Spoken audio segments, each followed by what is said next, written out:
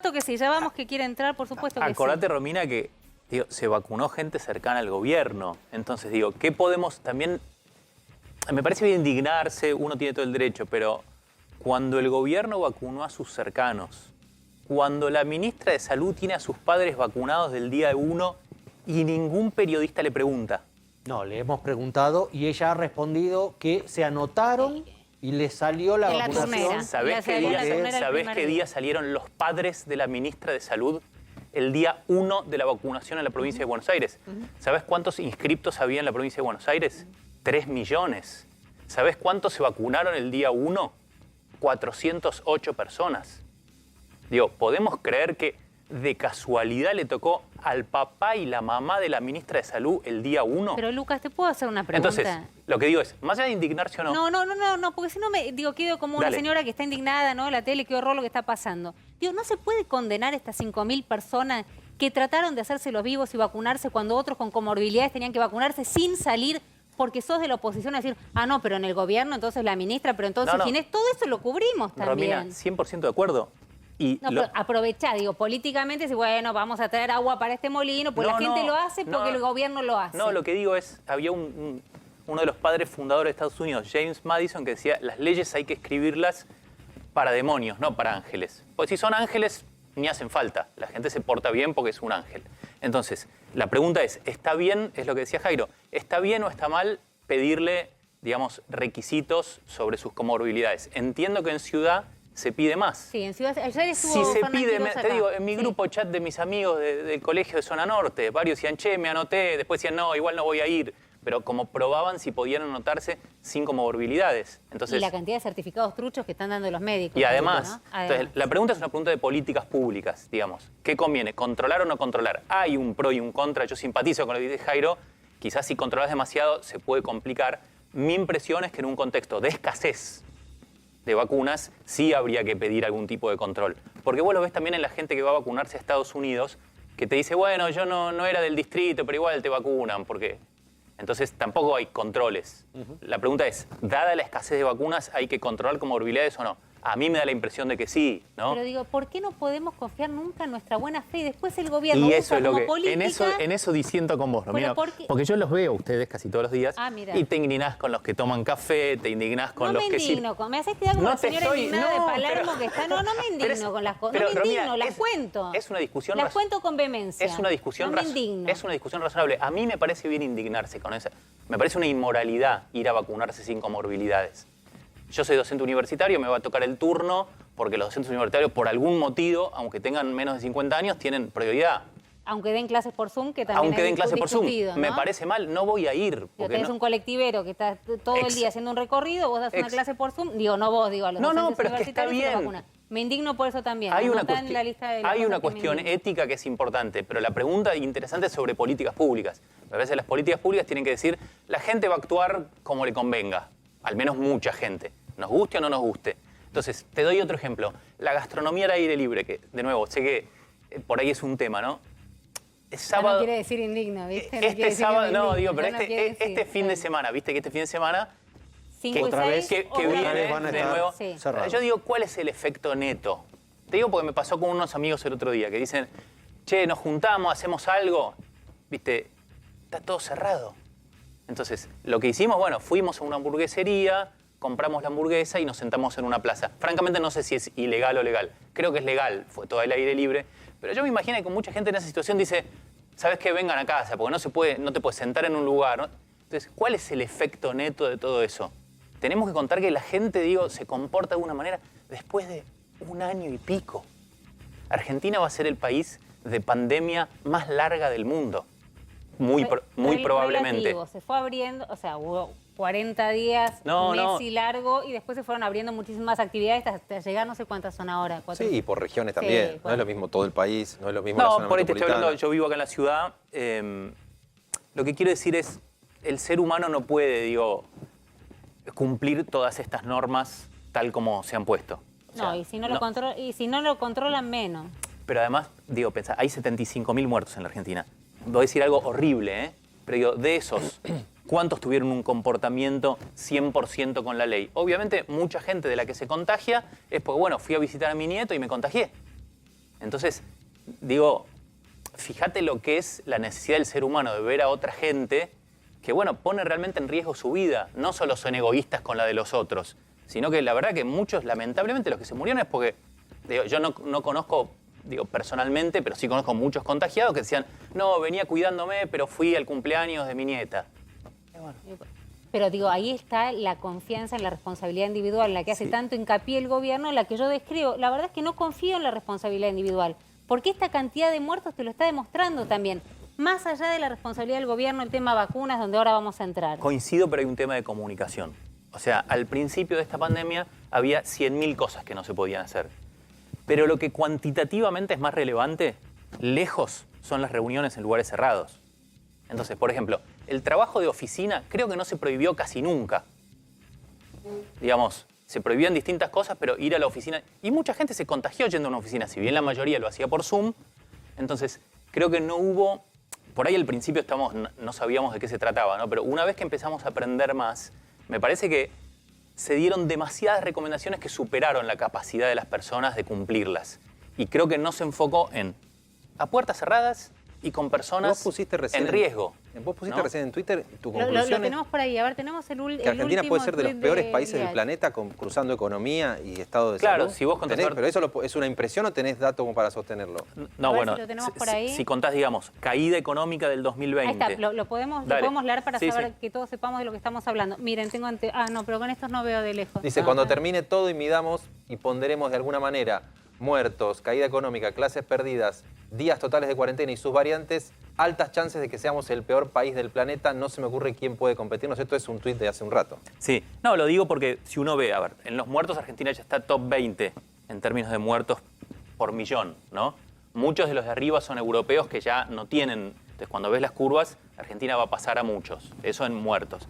Caída económica se puede medir muy fácilmente, que es, no sé, cuánto cayó la economía el 2020, y Argentina no va a tener una gran recuperación este año justamente por las restricciones, ¿no? Entonces, de los peores en economía. Clases presenciales, de nuevo, no es el único, pero Argentina va a tener casi 2 años donde una buena parte de la población, de los chicos, no fueron a clases presenciales. Porque nos agarró mal la estacionalidad, o sea, en marzo empezamos con toda la cuarentena y recién cuando vino la curva del pico, bueno, seguimos con las suspensiones y ahora nos agarra de nuevo.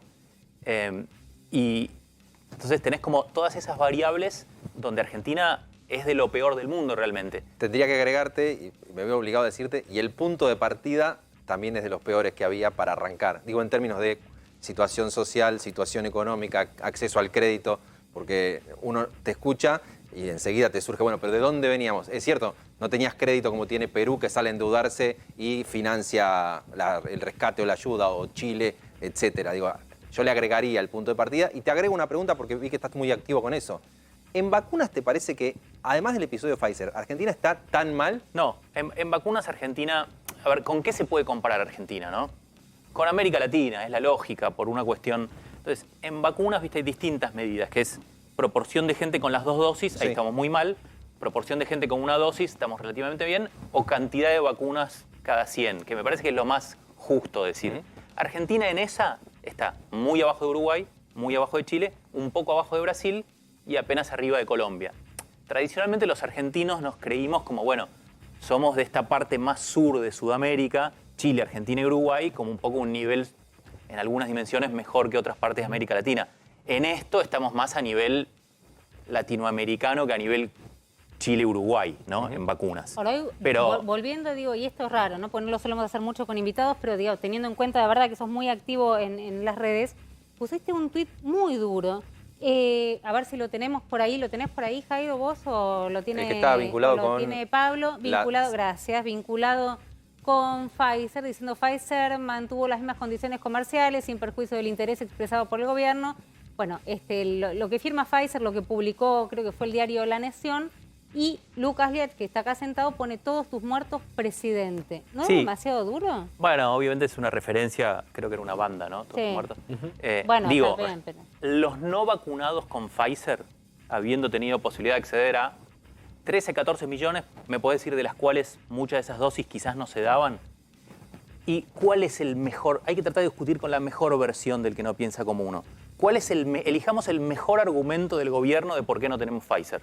Espera, ¿podemos arrancar antes por de dónde salió el número de los 12, 13 millones? Bueno, digamos... Arranquemos por ahí porque nunca supe. Es como yo nunca lo pude chequear, nunca traté de consultar a gente que lo estaba diciendo y nunca lo pude confirmar. Sé que había alguna cantidad. Yo había chequeado hasta 1,5 millones para 750.000 personas, pero tampoco lo pude ver en un papel. No sé, la oposición yo sé que dice 13, 15 millones. Ya compró esa... No sé de cuál es la fuente. Y esto incluye las de COVAX, ¿no? De las cuales recibimos menos. Sí, pero Pfizer casi no está participando en COVAX, está poniendo todo AstraZeneca vía COVAX. Hay de Pfizer en COVAX y Argentina pidió y lo declaró.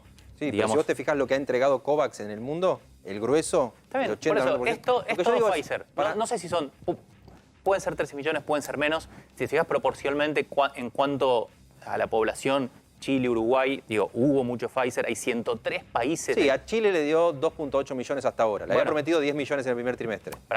Por eso te dije, 13, 14 millones como cosa original. Si me decís, hubo problemas de abastecimiento, podría haber sido menos, puede ser. Acordate que Argentina es especial respecto a Pfizer. Porque le puso a la gente para hacer... Porque yo me anoté en las pruebas de Pfizer.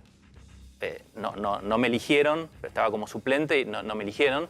Pero entonces eso le daba, en teoría, una ventaja a Argentina con Pfizer.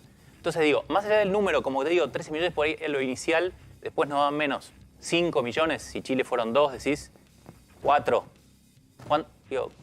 ¿Cuántas vías? Si hoy ves el impacto que tiene, la responsabilidad de verdad vos la ponés en la gestión, pero honestamente lo pregunto, porque Pfizer, lo estamos discutiendo. No, de Pfizer, de las vacunas en general, ya te digo, Argentina está promedio latinoamericano abajo de Uruguay y Chile. Es menos de lo que uno esperaría normalmente para Argentina. En per cápita, per cápita Brasil tiene más que Argentina. Este es un país mucho más poblado, tiene muchísimas más dosis que Argentina. Pero en términos de proporción de la población estamos abajo de Brasil. Cuando hemos dicho de Brasil qué desastre que son, coincido en gran parte, Bolsonaro no me gusta nada. Entonces, es menos de lo que uno esperaría, ¿no? Pero esa responsabilidad de vuelta la adjudicás a la gestión, porque lo vi y más allá entiendo la ironía, entiendo olvídate, el juego que uno puede hacer. No, pero te digo el argumento. Mi argumento es, tenemos menos vacunas, muchas menos vacunas de las que podríamos haber tenido queriendo tener más. Lucas, acá ha venido importante dirigente de la oposición diciendo tendrían no sé cuántos muertos menos o no hubiésemos llegado a esta cantidad de muertos con esa gente vacunada. Es absolutamente contrafáctico, no tenemos la menor idea. Todo es de alguna manera contrafáctico, pero si vos ves la curva de Argentina y la de Chile, ¿no? Ves primera ola, donde la de Chile es antes que la de Argentina. Y la segunda ola que empieza parecido y la de Chile se queda ahí. Mirala, vale la pena. Y Argentina sube a lo que tenemos ahora, que es más de 12 muertos por millón por día, ¿no? 500, 600 muertos por día. Ese diferencial es muy difícil de explicar si no es por la vacuna. Por ahí hacer una pregunta de, ¿cuántos muertos son? Es un poco...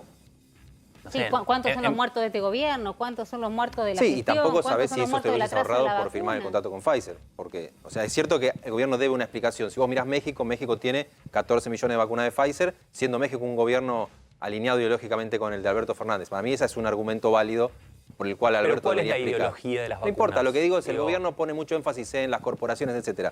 Yo cito siempre el caso de México, pero más allá de eso, lo que digo es difícil asociar que con X cantidad de vacunas de Pfizer hubiese tenido menos muertos. Eso no lo puedo asociar. No sé cuánto es el número, pero que cuanto más vacunas, menos muertos es, clarísimo. Sí, con cualquier vacuna. Inglaterra, Reino Unido hoy tuvo 0 muertos, o ayer. Hoy. Entonces menos vacunas, más muertos, es clarísimo. De nuevo, como te digo, si vos ves el gran promedio, por otro lado puedes decir, Sputnik fue más bien un logro y una pegada del gobierno. A diferencia, con todas las críticas que hay, en parte comparto, pero estuvimos peor de lo que podríamos haber. Ahora, siempre hablamos, acá el gobierno empezó, ¿no? Con esta historia sobre si es la vida o la economía, yo con tantos muertos no podré dormir, si es la salud o la economía, la famosa disyuntiva, que hoy se está viviendo y se está atravesando con muchísima angustia y muchísima ansiedad desde los dos puntos de vista. Te pido que no te vayas, que te quedes con nosotros porque tiene que ver. Venimos hablando mucho de la cantidad de negocios gastronómicos que lamentablemente tuvieron que cerrar. Vamos a ver qué es lo que pasa. Después Javi tiene información, porque si los números siguen así y no hubo impacto del confinamiento, se va a volver a un cierre. Me parece que hay pocas dudas en el gobierno respecto de esto.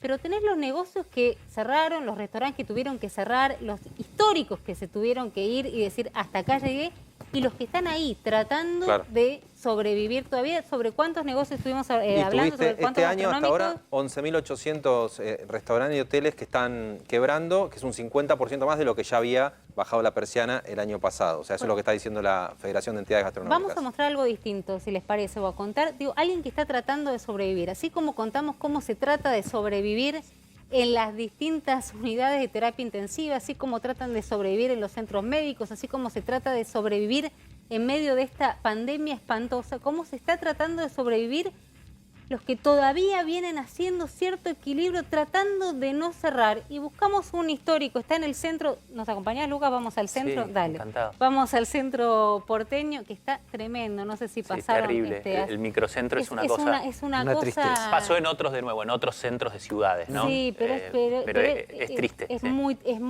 es muy triste. Les pido que escuchemos juntos esta historia. Es el restaurante El Imparcial. Mis compañeros lo conocen, yo no sé, Típico, claro. Es un típico clásico, no sé. restaurante español. Uno de los mejores clásico. restaurantes del centro.